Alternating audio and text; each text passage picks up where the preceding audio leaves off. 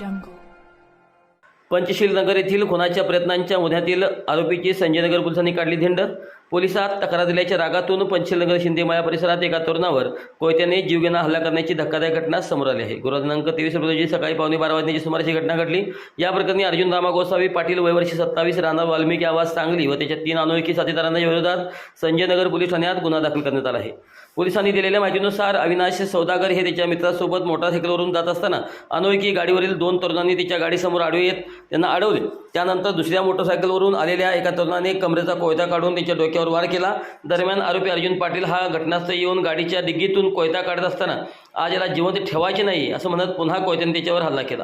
घटनेचे गांभीर्य लक्षात घेता संजयनगर पोलिसांनी तात्काळ 3 आरोपींना अटक केली तर 4थ्या संशयित आरोपीचा शोध सुरू आहे. त्या अनुषंगाने पोलिसांनी पंचशीलनगर येथे खुनाच्या प्रयत्नाच्या गुन्ह्यातील अटक आरोपी अर्जुन रामा गोसावी उर्फ पाटील याची सदर पंचशीलनगर शिंदेमाया भागातील दहशत कमी व्हावी यासाठी त्याची पंचशीलनगर भागातून रस्त्यावरून धिंड काढण्यात आली.